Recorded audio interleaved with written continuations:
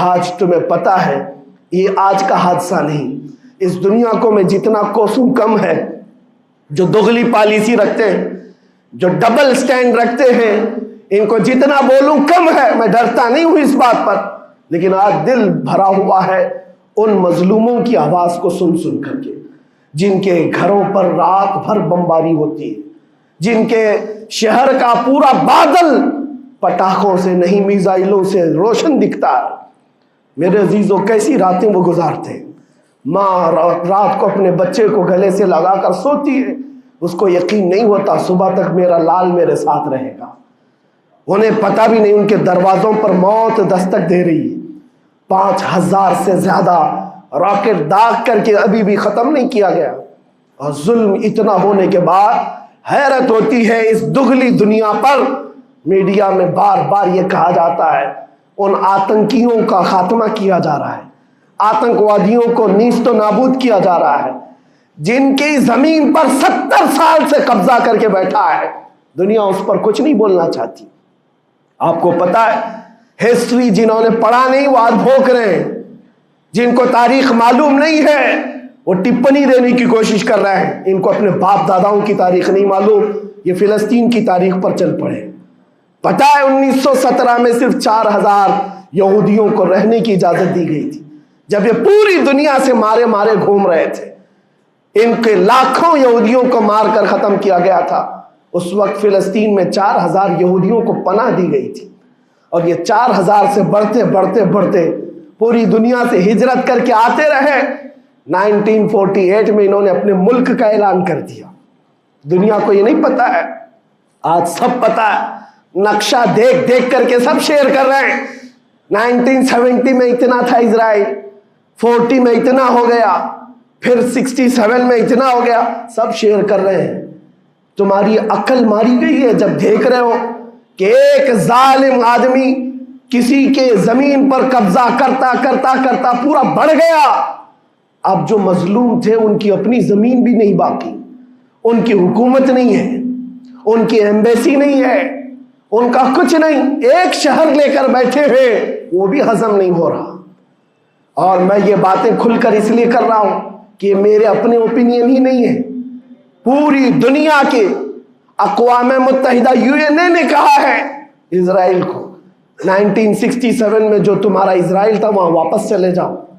لیکن یہ دادا گیری ایسی ہے کہ وہ کسی کی نہیں مانتا، نہ UN کی، یہ سب چیزیں دنیا کو معلوم ہے، پھر بھی دنیا یہ کہتی ہے اسرائیل اپنے ڈیفنس میں کام کر رہا ہے، اپنے ڈیفنس میں کام کر رہا ہے۔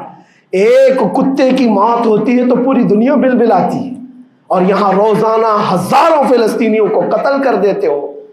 تم قتل بھی کرتے ہو تو چرچا نہیں ہوتا، ہم آہ بھی کرتے ہیں تو ہو جاتے ہیں بدنام۔ یہ حالات آج پیدا کیے گئے۔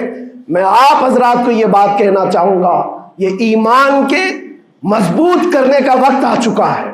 میرے آقا کے فرمان پر یقین کرو، اللہ کی مدد آتی ہے اور آ کر رہے گی انشاءاللہ۔ اور یہ حالات آپ دیکھ رہے ہیں۔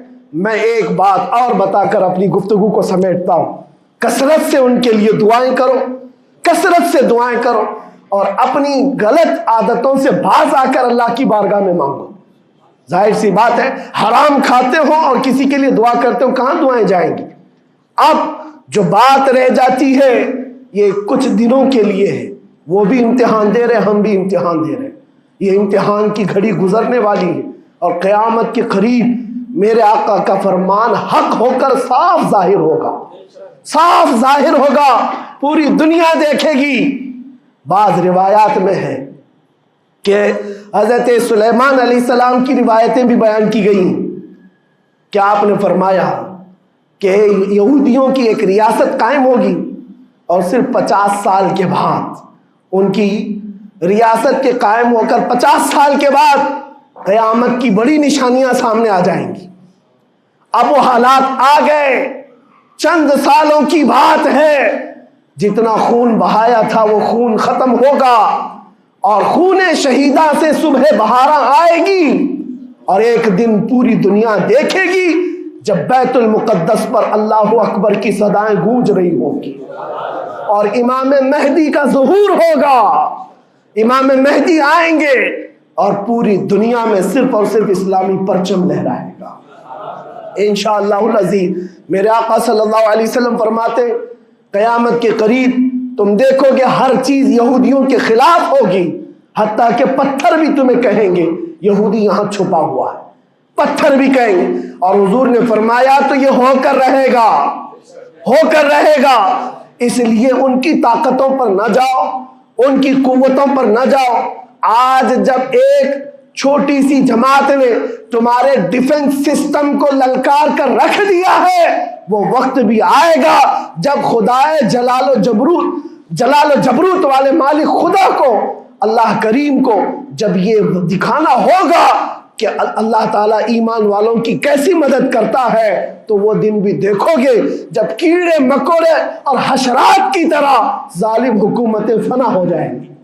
انشاءاللہ وہ وقت آئے گا، لیکن آپ تمامی حضرات اپنے دلوں میں رقت طاری کریں، اپنے دلوں میں ان غریبوں کے لیے، ان مظلوموں کے لیے دنیا کیا بھوگتی ہے اس کی طرف نہ جاؤ، کون کیا کہتا ہے۔ ان ظالموں کو ان کے ساتھ کھڑے ہونے میں شرم نہیں آتی۔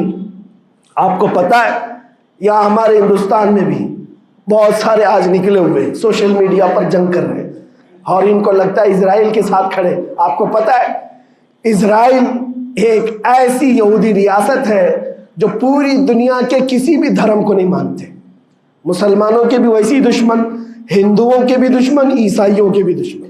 ان کو پتہ ہی نہیں ہے، ان کو لگتا ہے وہ ہمارا ساتھی ہے، مسلمانوں کو مار رہا ہے تو ہمارا ساتھی، جبکہ وہ صاف انکار کرتے ہیں کہ بتوں کی پوجا کرنے والوں سے ہمارا کوئی رشتہ ہی نہیں۔ وہ یہودی ہیں، وہ پوری دنیا میں اپنے آپ کے متعلق یہ عقیدہ رکھتے ہیں کہ اللہ نے ہم کو ایک خاص مٹی سے بنایا اور سارے انسانوں کو کچرے سے بنایا، ساری دنیا کو کچرے سے اور جانوروں کے فضلے سے بنایا، اور ان کو ایک خاص جنت کی مٹی سے بنایا۔ اور قرآن میں یہ ذکر موجود ہے، اللہ فرماتا ہے وقالت اليہود نحن ابناء اللہ واحباؤہ، اے محبوب یہ یہودی کہتے ہیں ہم اللہ کے بیٹے ہیں اور اللہ کے محبوب ہیں۔ رب فرماتا ہے اے محبوب ان سے کہہ دیں اگر تم اللہ کے بیٹے اور اللہ کے محبوب ہو تو مرنے کی تمنا کرو، کیونکہ اللہ سے مل جائے۔ لیکن اللہ فرماتا ہے وَلَن يَتَمَنَّوْهُ أَبَدًا، وہ موت کی ہرگز تمنا نہیں کرتے۔ یہودیوں کے ہاں جینے کی ہوس بہت ہے، اور قرآن کہتا ہے لَوْ يُعَمَّرُ أَلْفَ سَنَةٍ، اگر ان کو 1000 سال کی زندگی بھی دی جائے تب بھی وہ مرنا نہیں چاہتے۔ یہودی مرنا نہیں چاہتے۔ یہی تو بات ہے میرے عزیزوں، دنیا میں اور ہم میں فرق یہ ہے وہ کہتے تو ہیں ہم اللہ کے بیٹے اللہ کے محبوب، لیکن مرنا نہیں چاہتے۔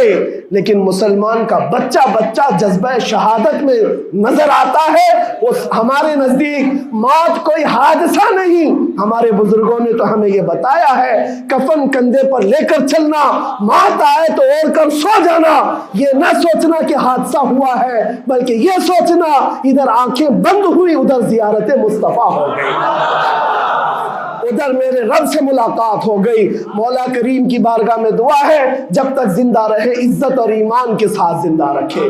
مولا غریب فلسطینیوں پر تو رحم فرما، مظلوم فلسطینیوں کو آزاد فرما۔